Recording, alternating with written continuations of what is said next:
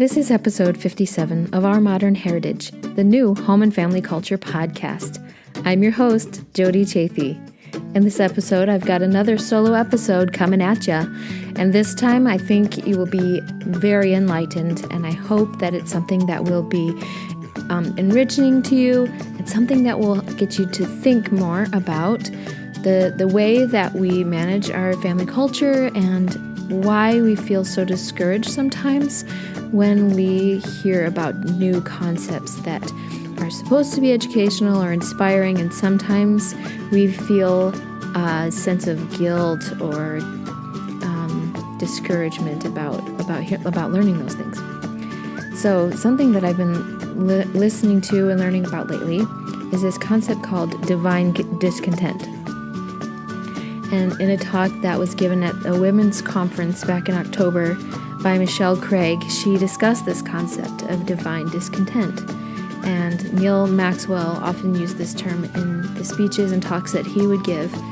And he describes these times when God unsettles our comfort to inspire us to make a change in our lives. Michelle Craig describes divine discontent like this. Divine discontent comes when we compare what we are to what we have the power to become. And I think that may have been a quote from Neal Maxwell. Each of us, this is Craig continuing, if we are honest, feels a gap between where and who we are and where and who we want to become. We yearn for greater personal capacity. We have these feelings because we are daughters and sons of God, born with the light of Christ, yet living in a fallen world. These feelings are God-given and create an urgency to act. Neal Maxwell says that these feelings bring us to a higher level of consecration and will cure ambivalence and casualness in any of us. Michelle Craig goes on to say that we should welcome feelings of divine discontent that call us to a higher way, while recognizing and avoiding Satan's counterfeit, paralyzing discouragement. This is a precious space. This is all quoting Michelle Craig. This is a precious space into which Satan is all too eager to jump. We can choose to walk the higher path that leads us to seek for God and His peace and grace, or we can listen to Satan, who bombards us with messages that we will never be enough, rich enough, smart enough, beautiful enough, anything enough. Our discontent can become divine or destructive.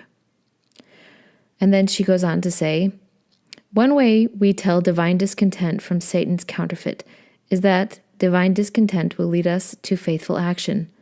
Divine discontent is not an invitation to stay in our comfort zone, nor will it lead us to despair.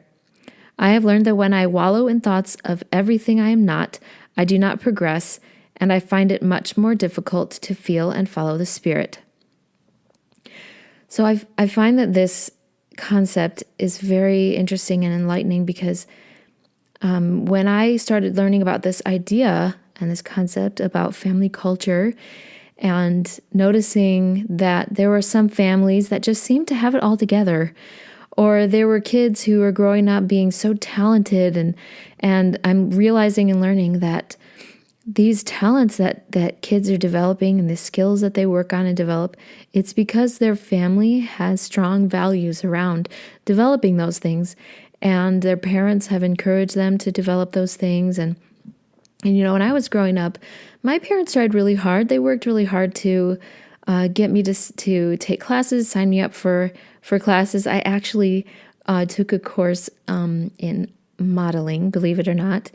And that was interesting. It was fun. I took that with my sister back when I was a preteen then. And they thought it would be a good way for me to learn some skills or just grow in some confidence or something. And it was interesting. And then I like to sing. And so they did actually sign me up for voice lessons because my school was so small. We didn't have any choir. We didn't even have an orchestra. We just had a small band and a small marching band, which, they encouraged me, and I played the percussion back in those days. But I've been learning that it takes so much more when we want our kids to succeed. I mean, I even took piano lessons when I was a kid, but my parents, they tried. They really tried, but I didn't, and they did a great job. I will not fault my parents, not a bit, but I didn't pick up on the importance of these things. And I think that they really wanted me to be able to figure these things out on my own. And I'm really grateful for that, because that's something that I really value now, is that I have been able to have the freedom to make a lot of choices in my life. And my parents have always supported me and encouraged me to be independent. And so, I don't really have to worry about how they feel about me, because I know that they love me and approve of what I do. So anyways, so as I've been learning about family culture and thinking that there are families that just seem to have it all together, and there are people whose kids are just so incredibly successful, and how I wish I could see my family ending up like that, or I wish that it seemed like my family had it all together, or that I had my act all together. And there are times when I really don't. I mean, I really don't have my act together, and that's okay, and that's just part of life. But the more that I learn about this concept about family culture and why we need to be intentional, and then tying it in with this idea about divine discontent, the more I read, I would read a lot of parenting books, a lot of self-help books and things like that. And every time I would read them, there would be this real cognitive dissonance between what I had just learned and my reality. That I would learn all these concepts about, how to treat my kids, or how to talk to them, and or how to teach them and how to encourage them, and then I would go home and feel stressed out and depressed and start shouting at everybody or something. Or I would just be discouraged because I'm overweight, or, different things where I just go, wow, I just read this book about this perfect existence that this author may or may not have, but they've written about the ideal. You know what I mean? These things are just the ideal. And every time I learn different things about principles of truth, they are the ideal. But we still live in a fallen world, and we are imperfect people, where there's that cognitive dissonance between what the ideal is and what our reality is. And so that's something that I struggled with sometimes. I still do, because I just think I really want to get to that point where I feel like my life coincides with my beliefs and the vision that I want to have for my life. And that's another challenge with family culture, is that we have these vision, and the visions that we have for our family culture, we try to write out mission statements and catchphrases that encourage our kids to apply and adapt these principles and values and things. But on the day-to-day life, there's that meme that's pardon the mess, my family is making memories. And then there's one that goes on to say, of me screaming at them because the house is always a mess, and it's just that's just the reality. But I've been thinking a lot more about this idea, because I think that when we feel this divine discontent, we can't just sit back and expect that there's nothing to do, or that we can coast through life, or anything like that. I think that, if you're listening to this, and if you have a family and you're thinking about this stuff, then you're very conscientious about the ways that you want to improve your family culture, the ways you want to instill good values in your children, whatever those values may be, and you want to help them to succeed. You want to be a successful family. You want them to thrive. You want to leave a legacy. And so you feel compelled to do something more than just coast through this existence or to coast through your family life. And you want to do more than just, leave everything up to chance or to fate. You want to be a proactive part of this process of developing your family culture.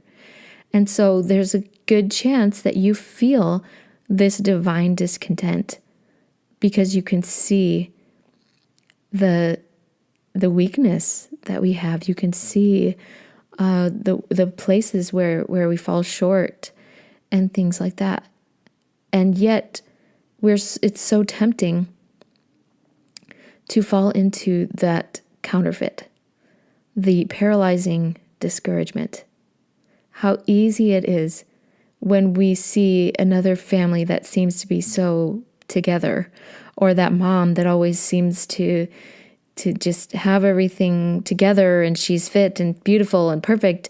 And that's something that our culture at large is really twisting our minds around the false counterfeit of feminism.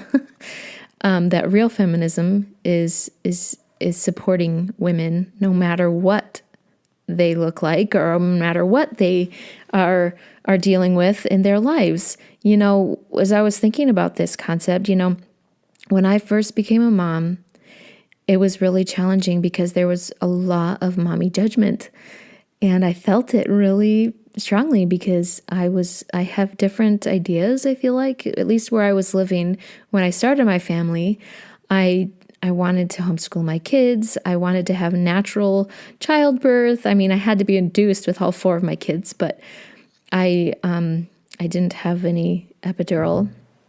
But anyways, I know moms who schedule their C-sections and plan on bottle feeding. And then I also know moms who plan to home birth and breastfeed their children until they're preschoolers, and who cares? Who cares? Anyways, it's just support each other and then realize that everybody is just trying to do their best with the knowledge that they have. And, there's a book by Brene Brown where she talks about this. I think it's her Rising Strong book where she talks about, if you really believe that people are doing the best they can with the knowledge that they have, then you can have charity for those people and just appreciate what they're trying to do. Because the reality is we are all on our own paths. And I'm not talking about being on the same path in different places. We have our very own unique paths and very own unique trials and very own unique obstacles and things that we need to learn. We have our very own unique gifts. We have all of these things that make us completely different from each other. And so you may see somebody who looks like they have their act together, but you don't know what they're really struggling with, because the truth is everyone has a struggle. Everyone has a stressor. Everyone has something that they're dealing with. And I would never wish my trials on anybody else, and I don't think I want somebody else's trials either. So this is something that I've just been thinking more about, and Michelle Craig goes on to talk about some ways to deal with these feelings of divine discontent. One of the things she talked about was to act on good thoughts, act on thoughts, generous thoughts, and she shares a good story about somebody who had a generous thought, but then felt a little bit ashamed about it, but then followed through with it, and it's never a bad thing to have a generous thought. Another thing that I thought of, that when you feel these feelings of divine discontent, is to live after the manner of happiness. And this is another reference to Jeffrey Holland's talk by that name, Living After the Manner of Happiness, that he gave at Brigham Young University, Idaho. And what that means is that you live after the manner of happiness by living and learning the doctrine of your faith or your family canon. And that's something that's really super important to family culture, is that you are regularly studying from your family canon. And that could be scriptures. It could be the Constitution of your country. It could be a series of classic books that you refer back to. These are things that will instill the values that you want for your family, and will keep them in the forefront of your family culture. And so when you regularly study those things, then you will learn what you can do with those feelings of divine discontent. They will teach you what to do, what the next steps will be, how you can serve God or serve your fellow man. The next thing with following living after the manner of happiness is to choose to be happy and take responsibility for your own happiness. So I talk about this in my coping strategy course, is, that we need to take responsibility for our own happiness.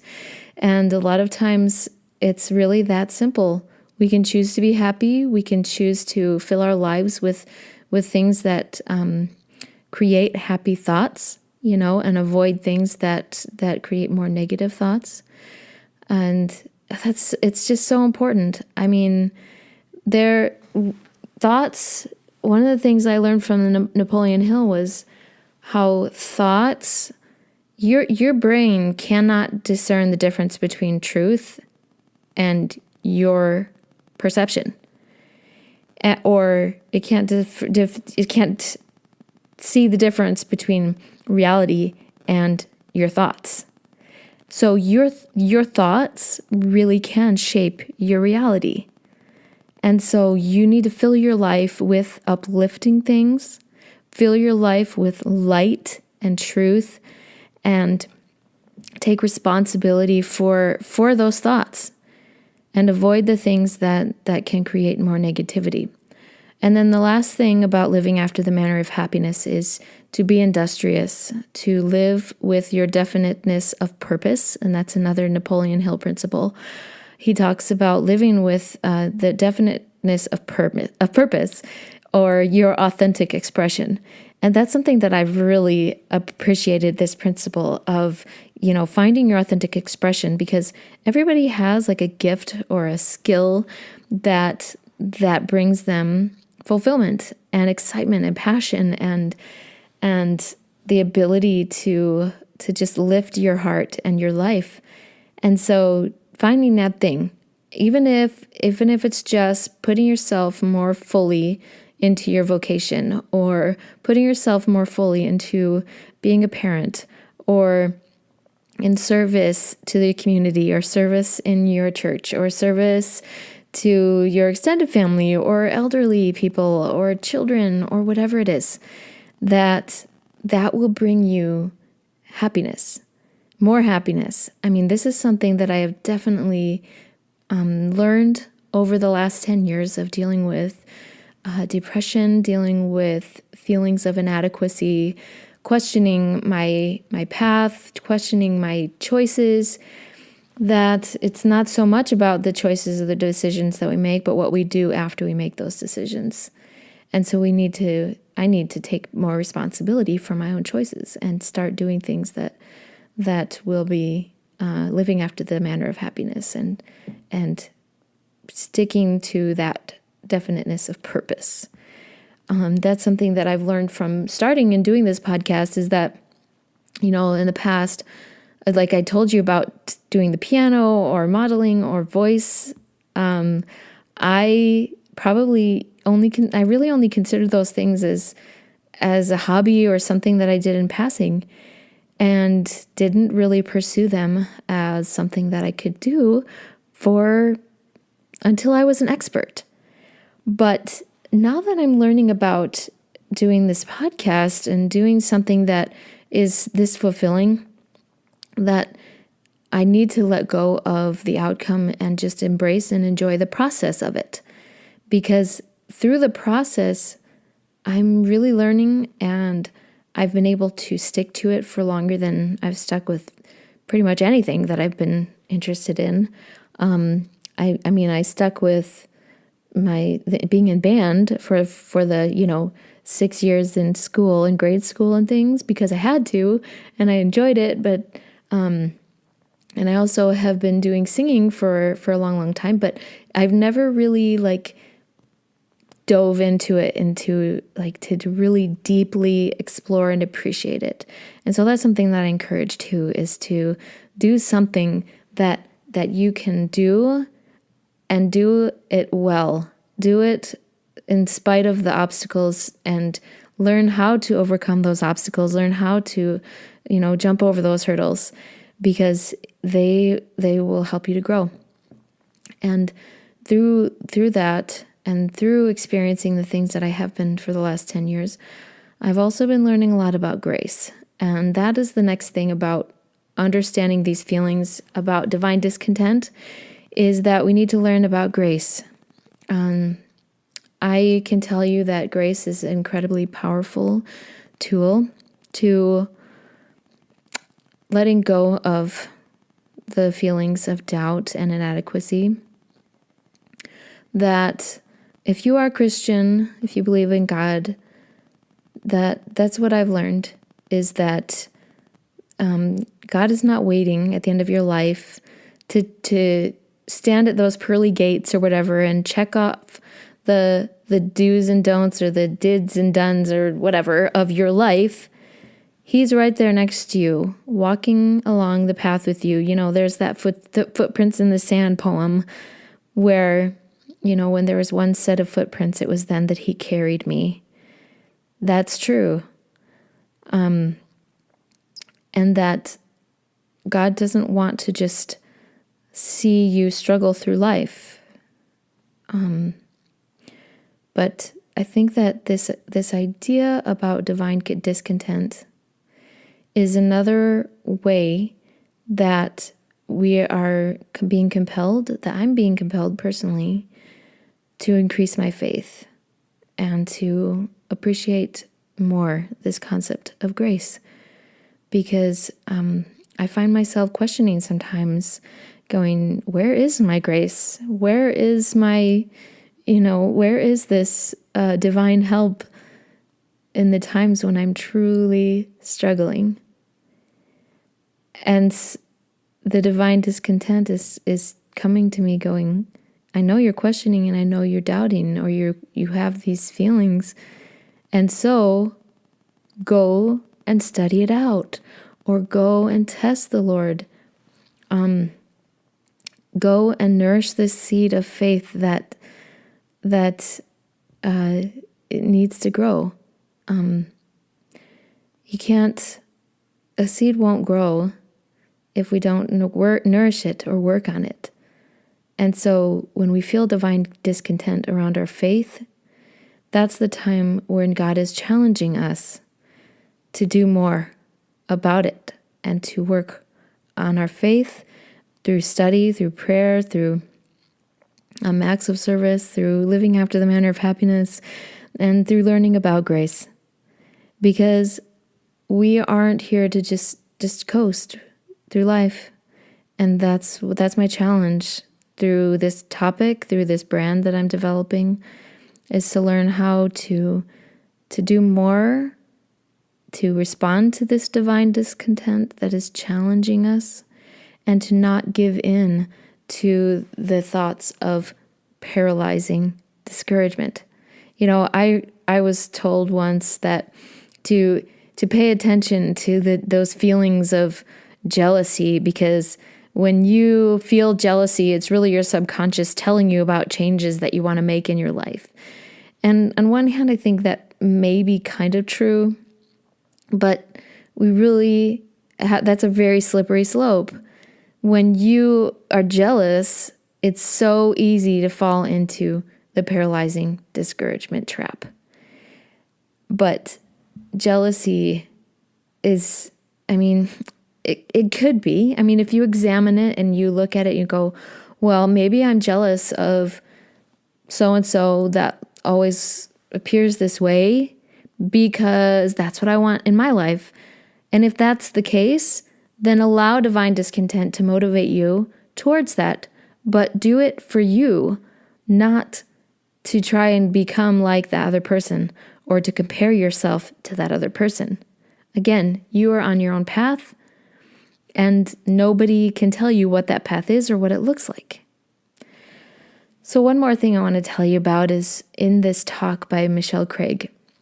She refers to C.S. Lewis from his book Mere Christianity. And he says that C.S. Lewis explains God's transforming power this way. Imagine yourself as a living house. God comes in to rebuild that house. At first, perhaps you can understand what he is doing. He is getting the drains right and stopping the leaks in the roof and so on. You knew that you knew that those jobs needed doing, and so you are not surprised. But presently, he starts knocking the house about in a way that hurts abominably. You see, he is building quite a different house from the one you thought of. You thought you were being made into a decent little cottage, but he is building a palace. He intends to come and live in it himself. The house that we are building, through our families, through the culture that we're developing, through our legacies. If you are listening to this, I hope that it's because you are conscientious about the palace that God is envisioning for you and your family, and that you are hopeful of that possibility. And there are going to be days when it's hard. Lots and lots and lots of days, as you probably know. But those are the days when we can either feel discouraged or we can feel compelled to make a change. That's what our family culture is about, and being intentional is pausing to examine how things operate and to examine whether or not it's working for you and your family. If you look at it and you go, oh, well, it's just the custom. It's just what my parents did. Or you're fighting with your spouse going, well, that's what my parents did. Well, that's what my parents did. Then that's a time to stop and re-examine what the custom is so that you can decide whether or not it's serving your family. And if you feel like, just anytime you feel like something is amiss, to stop and listen to what the prompting or what those thoughts are telling you, and to just remember that it's your own path, that it's your own family and your own values that you need to work on. You know, I watched a video recently. I can't remember the name. She's viral, so if you've seen this, I'm sure you'll know who it is. But it was this video, and somebody wrote in and was like, well, my kids are always saying, well, so-and-so family does this, or my friends do that, my friends do this, or my friends play video games, or my friends do blah, blah, blah, whatever it is. And her answer was, well, my friends, and she's referring to her mom friends, my friends don't let their kids eat any sugar. My friends don't let their kids have TV at all in their house. Maybe we should start doing the things that my friends are doing. And it was so funny because, that's such a great response. Because my response to that, when my kids say, well, my friends are doing this and that, well, I say, well, we're not your friends. We're not them. And they have different values, and they have different standards, or they have different goals, or whatever it is. And that's not us. But, that's such a funny reaction to this idea. Like, well, my friends do X, Y, and Z. And so, other families, other parents, you can try and you can compare yourself to other families. But ultimately, that's the answer is just, well, they're different. They just do things differently, and that's okay. And so that's my challenge, is to stop examining what other people are doing and comparing your life to them. That's the fastest way to fall into the trap of paralyzing discouragement. Number 2, when you feel a sense of divine discontent or cognitive dissonance about your life and the life you wish you had, then pause and examine those things. And then start acting on thoughts of goodness and generosity and inspiration to serve. Act on those things. Don't suppress those thoughts. And then live after the manner of happiness. Refer back to your family classic every day or very, very frequently. Choose to be happy. Choose to fill your life with light and happiness. And then be industrious and do something that is an expression of your authentic self. And then finally, learn about grace. You don't have to do this alone. There are angels all around that want to help and take care of you, or, people who are in the same boat that you can learn from or want to help you. And then there's always God. And the reason why you feel this divine discontent is that it's God inspiring you to pause and figure out what needs to change, and that's okay. And it will be a harrowing experience. Change is never easy, and like when my kids get a cut or something and I clean it out, I put a Band-Aid on it, and they say, oh, it still hurts. And I go, well, healing hurts. It's not like it's suddenly going to feel better. Healing hurts, and that's okay. So thank you again for listening. I really appreciate your feedback. I appreciate learning about you, and thank you again for listening. You can follow me on social media. I'm at Family Culture Podcast on Instagram and Facebook and Pinterest. And on Twitter, I'm at _Family Culture. Come and check out my show notes at homeandfamilyculture.com.